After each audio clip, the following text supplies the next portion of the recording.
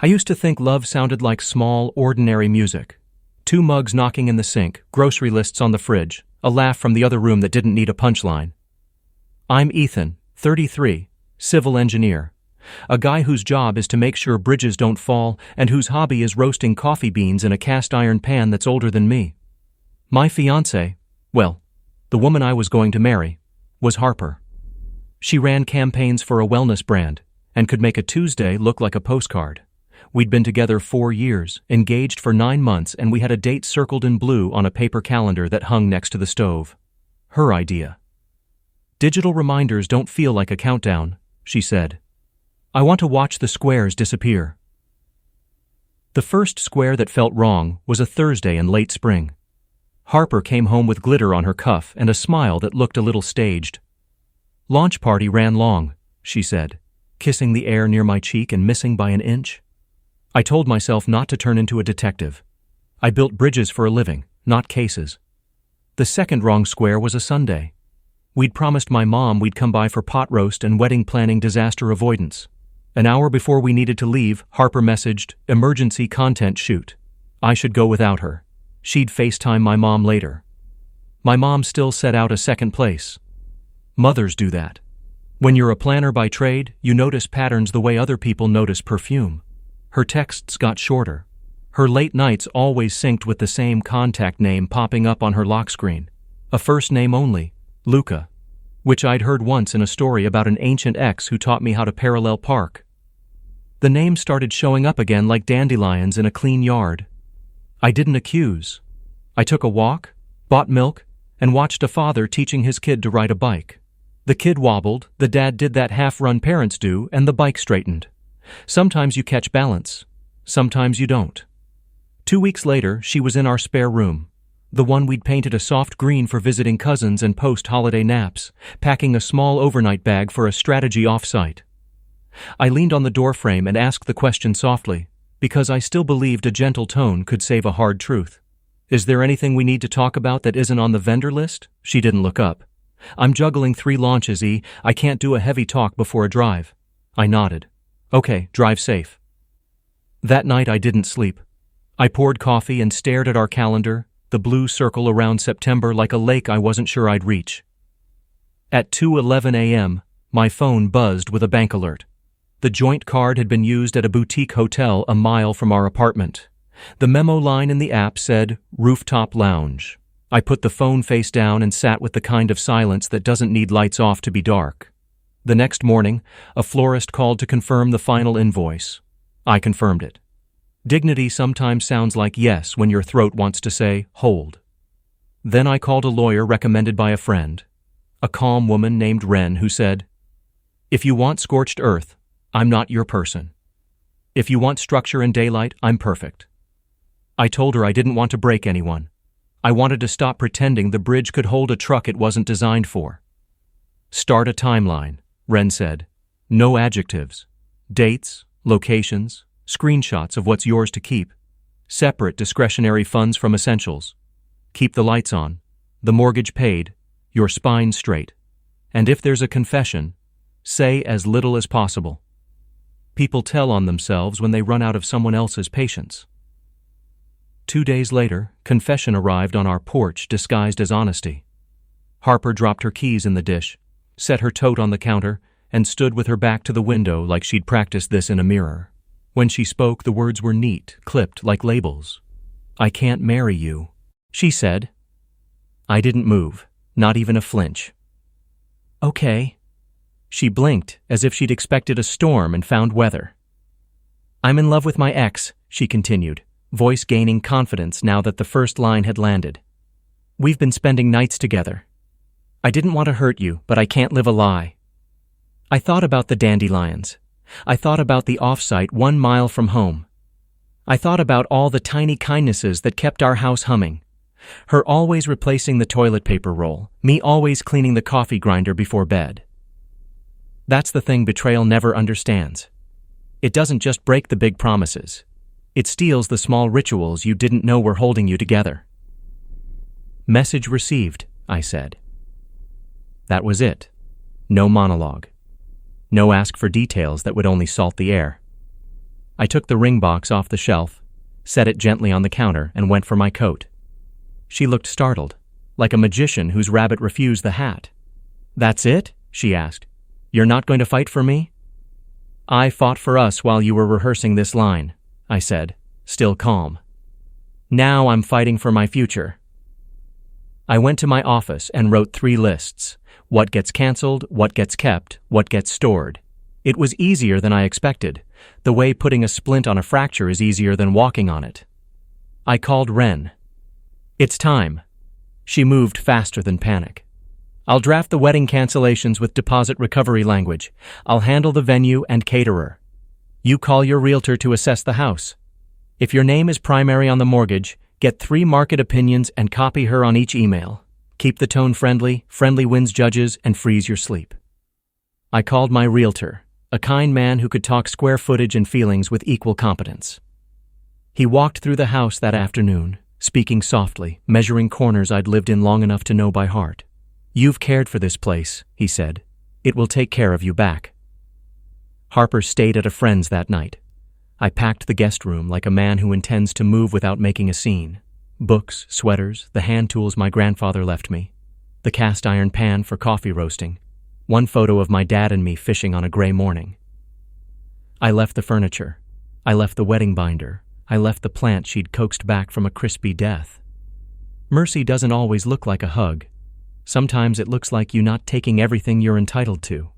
My sister, June, showed up with a cardboard box and a carton of dumplings. She didn't ask what happened. She has that rare gift of treating you like you're still yourself when your life tries to convince you otherwise.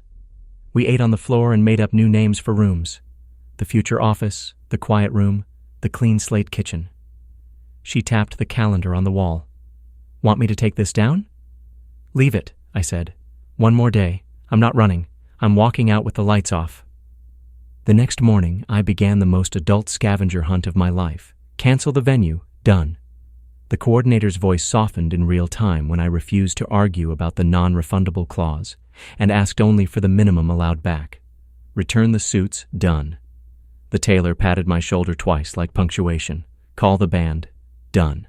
The bassist texted, "If you ever need music for something new, call me. No charge." Kindness from strangers sometimes fills the space family can't reach. By noon, the florist called again, same cheerful tone as before. I told her to redirect the flowers to the oncology ward at St. Francis with a card that said, "For the brides, grooms, daughters, sons, friends, and fighters, love from someone starting over." She cried. I didn't, not then. At 2, the buyer's agent emailed. A family relocating from Minnesota wanted to see the house. By 5, they'd made an offer.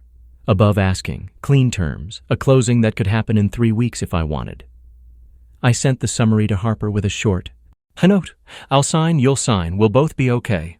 She replied with 3 sentences that captured the whole of her: regret, justification, and a promise to stay friends. I wrote back 1 word: peace. June helped me carry 3 boxes to my truck. I'd already found a small apartment across state lines, a month-to-month studio above a bakery that smelled like morning. A friend ran a project in the next state and needed someone who could think in straight lines. I told him I could. That evening, as the sun laid a warm band across the living room rug one last time, I took a photo of the empty space and sent it to my mom with a caption: "New chapter, same sun." She called. I let it go to voicemail, then played it twice just to hear her steadiness. "Proud of you," she said. "Come by when your heart wants soup." When darkness finally came, I stood in the kitchen with the calendar. I drew a single, calm line through the blue circle and wrote the date next to it with a different pen. Not the wedding day. The day I chose my dignity without asking an audience to clap. I slept on the floor with a rolled-up jacket for a pillow, not because I had to, but because I wanted to remember how quiet feels when it's honest. In the morning, I locked the front door, slid the keys into an envelope for the realtor, and put the last box in the truck. The city rolled by my windows like a movie I'd watched too many times. When I crossed the state line, the radio lost the station we always listened to on grocery runs. I didn't scan for a new one. I let the road be the only song. I checked into the studio late afternoon. The landlord handed me a key, pointed to the breakers, told me the bakery opens at 5, and the owner slides leftover baguettes under the stairwell for tenants who return smiles with smiles. I unpacked my father's photo, my tool roll, a single mug, and the cast iron pan. I roasted a handful of beans. The smell filled the space like permission. At 8:37 p.m., a message arrived from a mutual friend. He dumped her. A month and he's not ready. Harper's asking about you, said you were chillingly calm. I put the phone face down and laughed. Not loud, not cruel. Just the kind of laugh that happens when a bridge behind you collapses and you're already across. I poured coffee into the mug and took it to the little fire escape that pretends to be a balcony. Streetlight, bakery sign, a couple arguing about nothing serious. A dog deciding between two smells. Everything ordinary and good. I breathed. I didn't plan revenge, I planned breakfast. The bakery below my new apartment woke me up every morning at 5:30 with the smell of butter and warm dough. It became my alarm clock, my therapy, and my reminder that life moves on whether you're ready or not. The first week was the hardest, mornings where I reached for a second mug without realizing it, moments when I'd catch myself wondering what Harper was doing, then remember it didn't matter. Work helped. I took the position my friend offered, a project rebuilding an old bridge outside a small town. Irony wasn't lost on me. A man who'd just watched his own relationship collapse now being paid to make sure nothing else did. But it grounded me.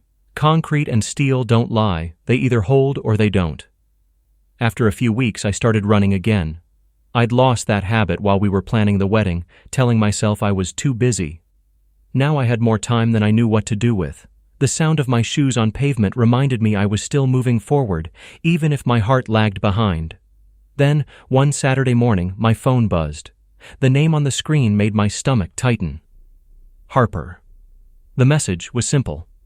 Hey, I know you probably don't want to hear from me, but I wanted to apologize. I didn't handle anything right. Luca and I, well, it didn't work out. I hope you're okay. I stared at the message for a long time. There was a time when those words, I'm sorry, would have been enough to break me open. But now? It just felt like a closed door rattling in the wind. I didn't reply. Some silence is its own kind of answer. The next day, she called. I let it go to voicemail, but curiosity got the better of me.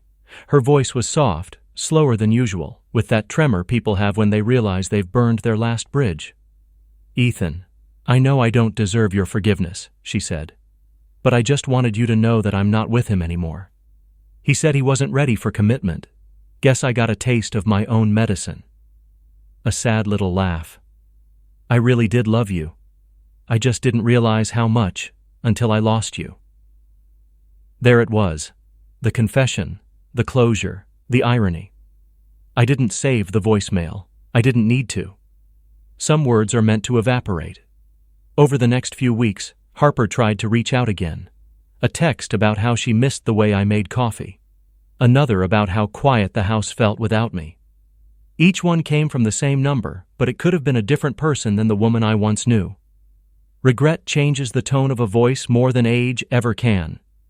But I was done living in that chapter. One evening, I drove to a nearby lake. The air smelled like pine, and the world felt heavy with peace. I took out my phone, opened our old chat, and scrolled back through the years of messages. Jokes, plans, I love yous, arguments that ended with emojis. Then, with one long exhale, I hit delete conversation. It wasn't anger. It was release. Around that time, I met someone new, completely by accident. Her name was Lila. She worked at the bakery downstairs. She had paint on her hands half the time because she was an art student, and she never seemed to care about the flower on her apron. The first time we talked, it was about coffee. The second, about music. The third, about life. I didn't plan anything. I didn't even realize it was happening until one day she said, "You smile like a man who finally started sleeping again." And she was right. I had. Then, 3 months later, Harper sent one final message. I heard you moved out of state. I just wanted to say I'm glad you're doing okay. I saw some photos your sister posted. You look happy. I wish I hadn't ruined what we had. Maybe in another life things would have been different. This time I did respond. They are different in this life. You taught me how strong I could be. That's enough. Take care of yourself, Harper. No bitterness, no goodbye speech. Just peace, finally earned. A week later, she texted again, but not to talk about us. She asked if I could mail her some old photos she'd left in the attic.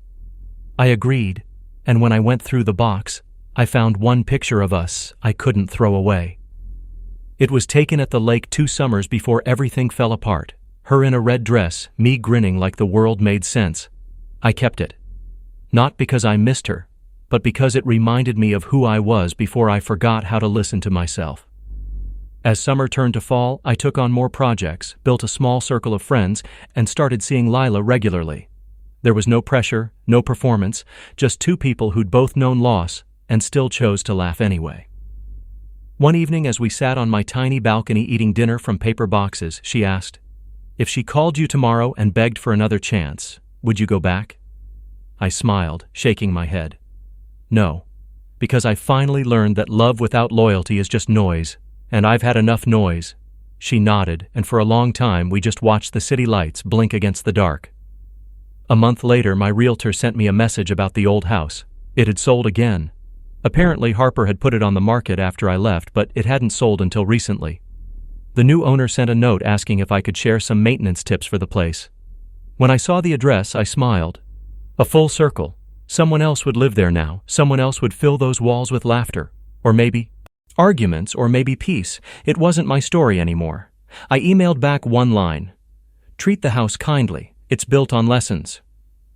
That night, I sat at my desk with a fresh cup of coffee and finally wrote something I hadn't been able to in months. A letter to myself.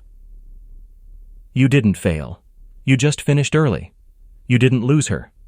You lost the version of you that tolerated less than respect. And now, you build, you grow, you love, without fear. When I folded it and tucked it into the back of my notebook, I realized something strange. I wasn't smiling because she'd been dumped or because karma had done its job. I was smiling because I was finally free enough to stop keeping score. And for the first time in a long time, that felt like real revenge, quiet, clean, and permanent. A month after that last message from Harper, I thought the story had finally ended. The late-night thoughts had stopped haunting me, and the bakery downstairs had become my sanctuary. Lila and I had grown closer, slow, easy, genuine. She made life feel lighter, like a sunrise after a long storm. It was a chilly Saturday morning in early November when everything came full circle. The smell of cinnamon rolls drifted through my open window, and I was halfway through fixing a leaky faucet when I heard a knock at my door. I wiped my hands on a towel, expecting Lila with her usual smile and a bag of pastries. But it wasn't her, it was Harper. She looked smaller somehow, not in size but in spirit. Her eyes were tired, her hair pulled back like she hadn't slept in days. She held a small box and a look I couldn't read. "Hey," she said softly, like the word itself might break if spoken too loud. I leaned against the doorframe, calm but alert. "Harper, I know I shouldn't be here," she began. "But I needed to talk to you in person. You didn't answer my calls or texts, She took a breath. "I wanted to apologize properly." "You already did," I said evenly, "multiple times." "Not like this," she insisted, stepping forward slightly. "Please, just 5 minutes." Against my better judgment, I nodded and stepped aside. She walked in slowly, scanning the small apartment. It was the opposite of the home we'd once shared. Simple, uncluttered, peaceful. She looked around and smiled weakly. "It's nice. Very you." I stayed standing while she sat on the edge of the couch, clutching the box. "I ruined everything," she said. "I was so obsessed with the idea of passion, of excitement, that I threw away something steady and real. Luca was everything I thought I wanted, until the novelty wore off and he reminded me why we didn't work the first time. He used me, Ethan. And when he dumped me, I realized what I'd done." I didn't interrupt. I just let her speak. Sometimes silence is the only response someone deserves. She opened the box in her lap. It was the engagement ring I'd given her. Still shining, still perfect, but now meaningless. "I've been holding on to this," she said. "I couldn't bring myself to pawn it. I guess I thought returning it would make things right." "It doesn't," I said quietly. "But thank you." She nodded, tears threatening to spill. "You were good to me, Ethan. Better than I deserved. I didn't see it then, but I do now, and I hope someday you find someone who never makes you doubt how much you matter." "I already have," I said simply. Her head lifted slightly, eyes widening. "You're seeing someone?" "Yes." She smiled faintly, but it didn't reach her eyes. "She's lucky. She's kind," I replied, "and honest." That was all I needed to say. Harper's shoulders slumped. The air between us felt final. She stood, wiping at her face. "I guess I should go." "Take care of yourself, Harper," I said, holding the door open. "I mean that." She hesitated, looking at me like she wanted to say something else. Maybe to ask for another chance. Maybe just to linger in what she'd lost, but then she nodded and walked out. I watched her cross the street, blending into the Saturday crowd until she disappeared completely. I closed the door and leaned against it for a moment, not in sadness, but in relief. It was over, truly over. The ghost had finally left. Later that evening, Lila came by with 2 cups of coffee. She noticed something different in my face immediately. "You look lighter," she said. "I saw Harper today," I admitted. Her expression didn't change much, just a small, knowing nod. "Closure?" "Yeah," I said. "The kind that doesn't hurt anymore." We sat on the couch, sipping coffee in comfortable silence. Then Lila looked at me and said something I'll never forget. "You know," she said, "for someone who got burned that badly, you never let it make you bitter. You turned pain into peace. That's rare." I smiled. "Maybe because I realized revenge isn't about payback. It's about peace. The moment you stop letting someone else's betrayal define your story, you've already won." She leaned her head on my shoulder and the room felt quiet in the best possible way. Months passed, and life became beautifully simple. Work flourished. Lila and I grew stronger. Some weekends we drove out to the countryside, where she painted and I took photos of old bridges, the kind still standing after decades of storms. One evening, after a gallery show of hers, we were walking home when I got a message from an unknown number. "Hey, it's Harper. I just wanted to let you know I'm moving overseas for a job. I finally found something that feels like a fresh start. Thank you for letting me go when you did. I don't think I'd have learned anything if you hadn't walked away." I showed the message to Lila. She smiled, took my hand and said, "That's her chapter closing." I deleted the message without replying. Some endings don't need punctuation. They just fade into peace. Years later, I'd sometimes think about how everything played out, not with regret, but with gratitude. Harper taught me what love isn't. She taught me that loyalty is quieter than passion, that comfort isn't the same as complacency, and that sometimes walking away isn't weakness, it's strength disguised as silence. One day, while packing for a trip, I found that old letter I'd written to myself. "You didn't fail. You just finished early." I smiled, folded it back up, and slipped it into my wallet, because that's the truth about revenge, the kind that lasts. It doesn't come from seeing someone else lose. It comes from seeing yourself win in ways they never imagined. Harper's world had been built on temporary excitement. Mine was built on slow, steady healing. And as the years passed, I learned something simple but powerful. Love doesn't have to be loud to last. It just has to be real. Now, when people ask if I ever think about her, I tell them the truth. Sometimes, yes, but not with anger, not with longing. Just acknowledgement. Because some heartbreaks don't destroy you, they refine you.